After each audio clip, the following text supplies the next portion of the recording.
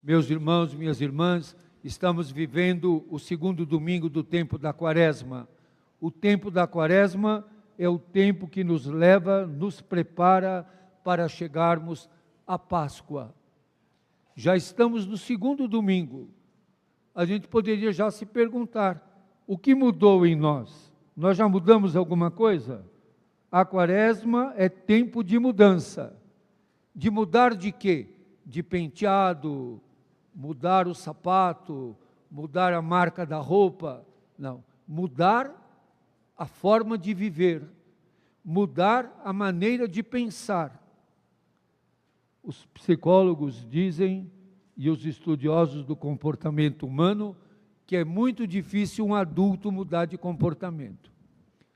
Nós vimos aqui, agora há pouco antes da missa, a mudança destes jovens da Missão Belém, que são muito corajosos, fizeram uma mudança muito forte na sua vida. E uma mudança não só na maneira de viver e de se comportar, mas na maneira de ver o mundo, de serem solidários. Tem pessoas que não querem trocar a fralda do vovô e da vovó. Eles trocam a fralda de pessoas que, como eles, vieram de situações difíceis, dão de comer na boca. Quem for lá, visite, não pode ir todo mundo de uma vez, mas pode marcar com o Williams, até no final da missa, um dia para ir lá na rua Doutor Clementino 608 e conhecê-los, ver as necessidades que eles têm, ajudá-los. Eles fazem tudo. Não tem cozinheira lá, são eles que cozinham. Não tem gente para limpar o banheiro, são eles que limpam. E muitas vezes são agredidos pela vizinhança, são tratados com desprezo, porque não sabem a vida que eles levam. E a vida de oração. Eles não disseram aqui, mas eles rezam bastante. Quantos terços tem que rezar por dia? 4 vezes. Essa oração é muito importante, porque é um momento de introspecção. É um momento que eles, no encontro da oração, no encontro com Deus, no encontro consigo mesmos, eles têm que lidar com o que eles estão sentindo, lidar com os desejos que têm, com voltar a uma vida desregrada. Então essa oração vai disciplinando, vai trazendo mudanças. E por que essas mudanças acontecem? Nós ouvimos na primeira leitura do livro do Gênesis, porque Deus é aliado do povo, porque Deus é aliado nosso. Tem gente que gosta de ler o livro do Gênesis para ficar condenando os outros e para ficar fazendo afirmações machistas, pegando trechos do livro do Gênesis. Então, queria dar uma dica aqui para vocês. A Bíblia é um texto que não pode ser lido fora do contexto. O texto lido fora do contexto vira pretexto. E pretexto é aquilo que está na minha intencionalidade. Eu faço do texto o que eu quero. Então tem gente que pega o texto bíblico e diz, mas está escrito lá, olha aqui, está escrito. O texto tem que ser lido no contexto. Eu sempre lembro aquela historiazinha do filho que mandou o telegrama para o pai, e o pai disse, olha que menino mal criado, mandou o telegrama para mim dizendo, pai, manda dinheiro. Aí a mãe pegou o telegrama e falou, não, está escrito assim, pai, manda dinheiro.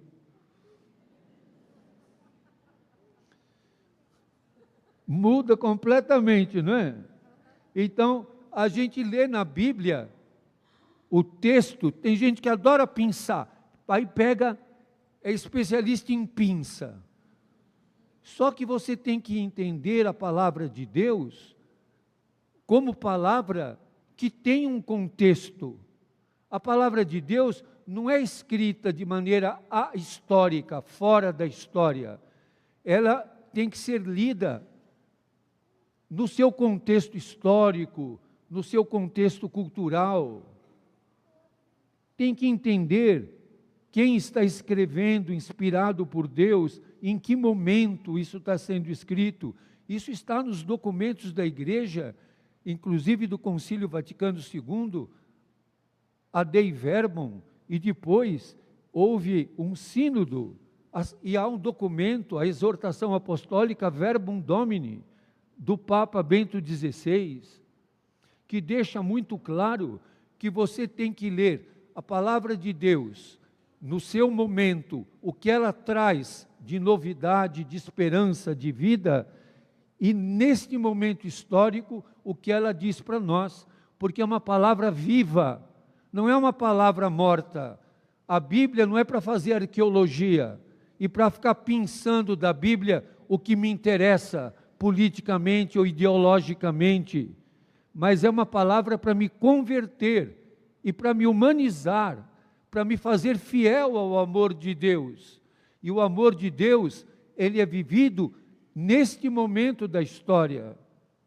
Eu não posso imaginar que dos santos mais esplendorosos da igreja, me veio agora na cabeça São Francisco de Sales, ele estava lendo a palavra de Deus num outro contexto. E a palavra de Deus, em cada momento da história, é exigente, é transformadora e é humanizadora. Cada momento da história, a palavra de Deus tem que ter o critério de vida, de esperança, de amor. Nunca a palavra de Deus é para humilhar, para espizinhar. A Bíblia não é arma, a Bíblia é uma carta de amor, de Deus para a humanidade. E por isso temos o dom do Espírito Santo, do discernimento, do entendimento. Por isso há estudiosos da Bíblia, hermeneutas, exegetas, que leem a palavra de Deus na língua original em que ela foi escrita. Para isso tem arqueólogos, muitas pessoas que estudam e levam muito a sério o que está sendo escrito ali, o que foi escrito. A palavra de Deus não é brincadeira, que eu fico pensando o que me interessa. Essa história de eu fazer pregação e cada hora, vê lá no livro do Gênesis, número tal, agora vê no livro não sei do que, no número tal. O próprio Lucas pede que a gente faça uma leitura ordenada da Bíblia. Por isso existe um lecionário. As leituras de cada domingo, elas não são as que o padre quer. Elas estão marcadas por um lecionário. E nós estamos no ano em que estamos lendo o Evangelho de Lucas. Nós não podemos mudar os textos bíblicos. Essa é uma norma da igreja. Os textos bíblicos que nós estamos lendo hoje aqui, eles estão sendo lidos em todas as igrejas. Aqui na Itália, no Japão, as igrejas católicas, apostólicas, romanas, estão lendo hoje este texto. Não é cada um que quer, é esse texto que quer dizer para nós coisas muito fortes e muito importantes, para que, como nos diz Paulo na carta aos Filipenses, o nosso corpo humilhado se tornará semelhante ao corpo glorioso. Ainda voltando aos jovens que estavam aqui, que vieram da Cracolândia, eu disse, quando a gente os vê chegando, eles são menos da metade do que a gente vê hoje. Alguns são um fio de gente, com os olhos enormes, esbugalhados, olha no rosto deles, só vê o nariz. Hoje eles estão assim, bem, porque se alimentam bem, porque têm fé, porque rezam, porque são cuidados, porque levam a sério. Eles levam uma vida de sacramentos, Eles não podem ver um padre que já querem confessar. Às vezes eu tenho que passar lá rapidinho, porque o padre está aí, pronto, já faz uma fila de confissão. Então, eles rezam, fazem as suas orações com seriedade, cuidam dos irmãos, e eles têm feito o curso de cuidador de idosos, para poder cuidar do idoso com técnicas. Não pode pôr sonda e tirar sonda sem todas as técnicas. Virar na cama, dar banho, mudar a pessoa de cama, são pessoas que estão com eles ali muito fragilizadas, alguns muito marcados pelo sofrimento, pela droga, são corpos que estão, como diz aqui Paulo, humilhados, machucados, alguns têm feridas imensas, enormes, escaras, que precisam de tratamento com técnica, com cuidado, fazem fisioterapia. Não é uma coisa qualquer, não. E queria ressaltar outra vez, todos os que estavam aqui vieram da Cracolândia. Não vieram de um colégio interno, nem de nenhum lugar de elite, não. Estavam lá naquela situação. Se eles contarem, é que eles nem querem contar tudo que eles sabem de como é que chega a droga lá, quem é que ganha em cima disso, quais os interesses que tem atrás disso, quem está envolvido em tudo isso. Eu também sei, qualquer hora vão me dar como diz lá, um pipoco para queimar o arquivo. A gente sabe de quem é o interesse de tudo isso. Por que tudo isso se mantém? Não é uma coisa simplesmente, é o viciado. Tem quem ganha em cima disso. Tem quem ganha muito em cima disso. Essa transformação, que hoje chamamos transfiguração, é que Jesus, logo depois de ter anunciado a sua morte, causou um horror para os discípulos. Eles queriam tudo, menos que Jesus fosse preso e torturado e crucificado. E Jesus quer mostrar um caminho para eles. Por isso ele chama o Pedro, o João e o Tiago, não porque eles eram os queridinhos e VIPs, mas porque eles tinham mais dificuldade para entender. E eu já contei para vocês, quando fala Pedro, é porque ele vai dar um fora. Quando fala Simão Pedro, ele vai dar um dentro e um fora. Quando fala Simão, ele vai dar um dentro. Aqui está falando Pedro, então ele vai dar um fora. Já vamos ver o fora que ele vai dar aqui. O Pedro, o Tiago e o João foram com Jesus, que rezou, e é justamente a cena que está aqui no vitral. Jesus transfigurado, Moisés de um lado, Elias do outro, e o Pedro, o Tiago e o João, o que eles estão fazendo ali? O que eles estão fazendo? Dormindo. Por que eles estão dormindo? Porque não interessa para eles o que está acontecendo. Imagine você ver Jesus, Moisés e Elias e você vai dormir. Porque eles estão conversando sobre o êxodo de Jesus, o caminho que Jesus vai fazer, que é um caminho difícil, caminho doloroso, um caminho que vai mostrar que a glória só vem passando pelos desafios. Tem que saber de que lado está, tem que saber quem que você vai defender e proteger, quais são os prediletos de Jesus. O Pedro muitas vezes falou para Jesus, larga disso, melhor você não se encrencar. Você fica andando com esse pessoal da Missão Belém, o Vigia Belém vai ver e vai falar que você está protegendo o bandido. O Vigia Moca vai falar que você está protegendo o bandido. O Pedro falava para Jesus, não se mete com essa gente.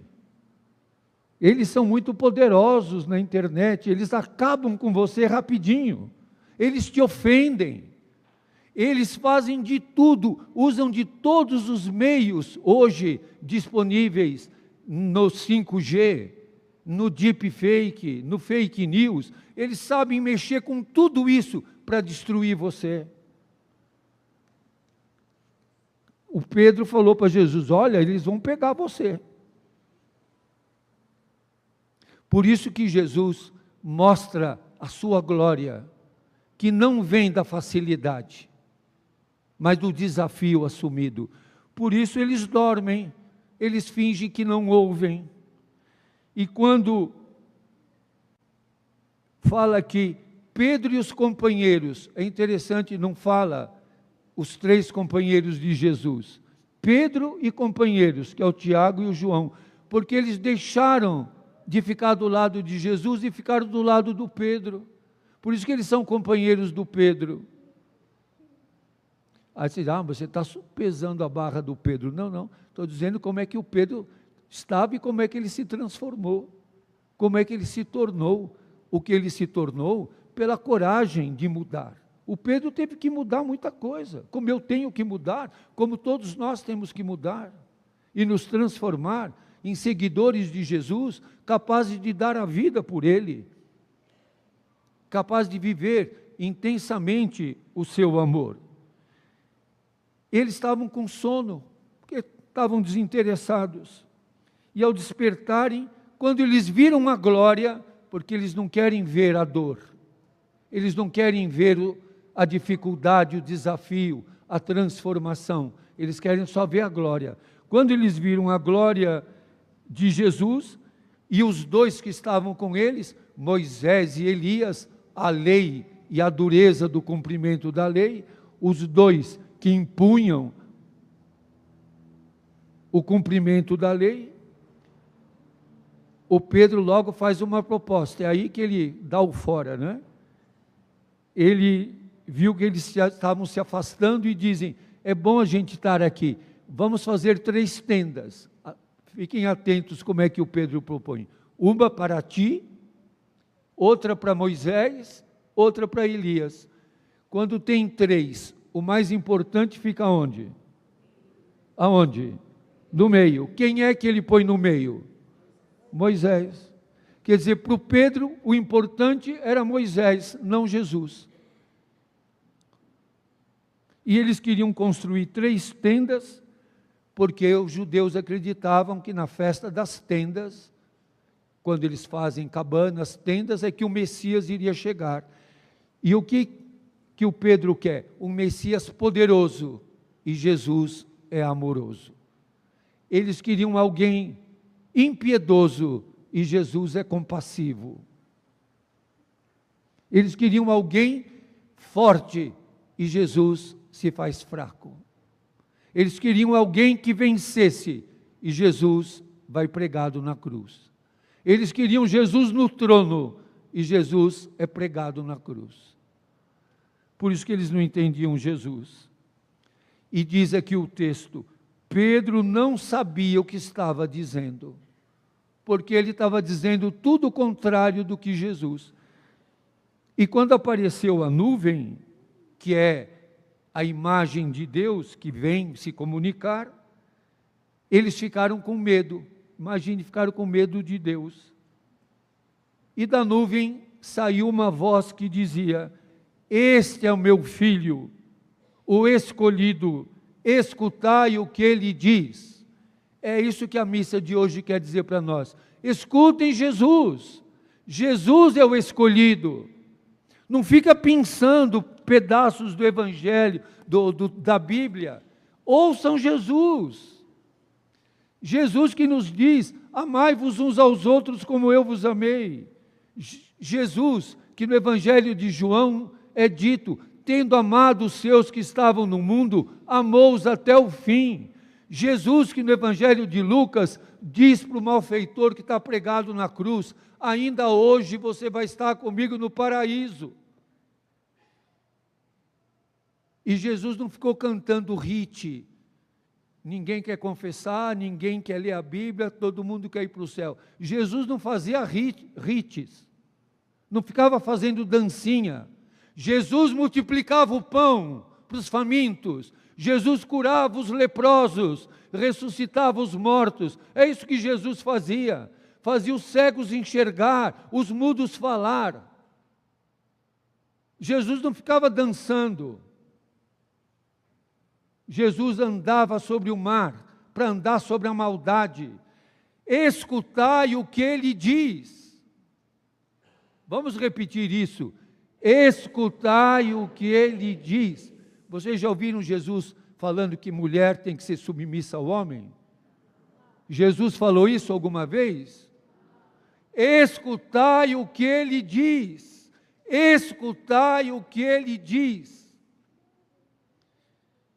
Claro que depois vão pegar, quando eu digo isso, vão fazer, como já fizeram, deepfakes e mexer com imagens de internet falsas, para dizer, olha quem está falando isso.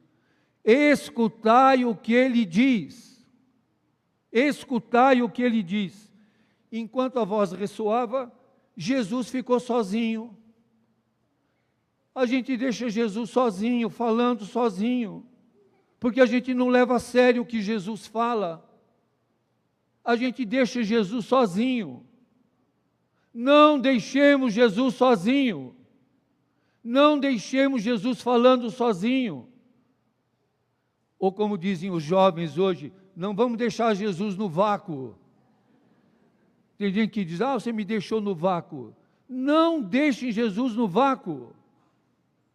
Levem a sério o que ele diz. E diz o texto aqui, os discípulos ficaram calados e naqueles dias não contaram a ninguém nada do que tinham visto. Por que eles ficaram calados e não contaram nada? Porque eles não gostaram, porque eles não acreditaram. Se eles tivessem gostado e acreditado, eles teriam falado e contado. Eles não contaram e não falaram, porque eles ainda estavam com medo. Só quando vem o Espírito Santo que eles perdem o medo e começam a falar. E falarem em todas as línguas. Deu para entender? Esse texto é muito provocante, porque quer provocar em nós conversão, não condenação. Não condene ninguém. Ninguém é juiz de ninguém. Só Jesus é nosso critério. Só Jesus é nossa luz. Só a Ele nós devemos escutar. É a Ele que nós devemos escutar. E escutar a partir dos textos do Evangelho, não de invencionices. Temos que estudar, ler o Evangelho, para entender o que ele diz. O que ele diz é vida, o que ele diz é amor, o que ele diz é compaixão, misericórdia e perdão. Amém.